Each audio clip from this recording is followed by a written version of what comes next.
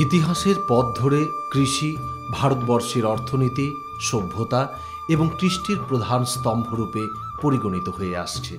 পরম্পরাগত ভারতীয় কৃষি ব্যবস্থা আমাদের প্রাকৃতিক সম্পদ, পরিবেশ এবং জীববৈচিত্র্যের সংরক্ষণে গুরুত্বপূর্ণ ভূমিকা পালন করে এসেছে।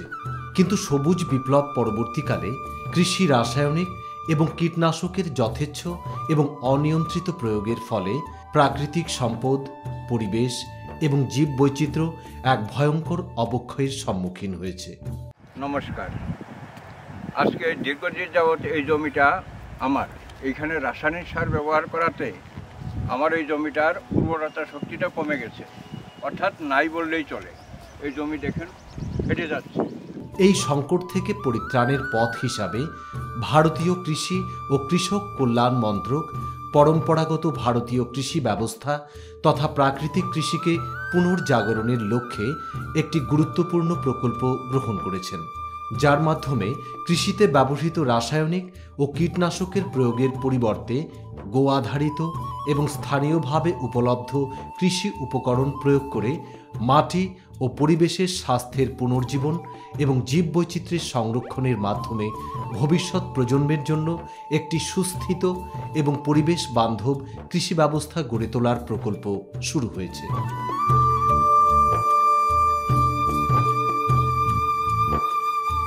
এই প্রাকৃতিক কৃষি ব্যবস্থায় চারটি মূল স্তম্ভ হল বীজ শোধনের জন্য বীজামৃত, মাটি এবং ফসলের স্বাস্থ্য রক্ষায় জীবামৃত, ভাবসা বা বায়ু চলাচল এবং আচ্ছাদন। এই প্রকল্পের অংশ হিসাবে কোচবিহার কৃষি বিজ্ঞান কেন্দ্র প্রাকৃতিক কৃষি বিষয়ক বিভিন্ন প্রকার কর্মসূচি রূপায়িত করে চলেছে, যেমন প্রাকৃতিক কৃষি বিষয়ক সচেতনতা শিবির,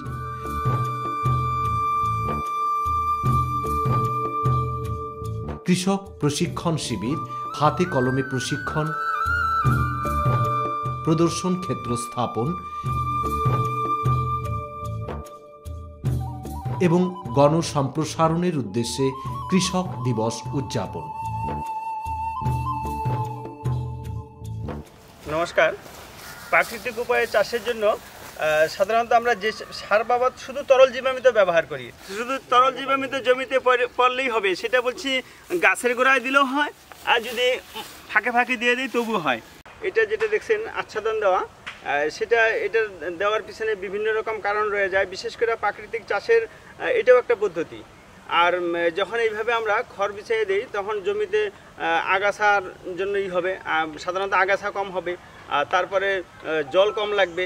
আর বাকি আমরা যেসব তরল জীবামৃতগুলো ব্যবহার করি সেই সব ইগুলো মানে আচ্ছাদনের নিচে ভালো থাকে।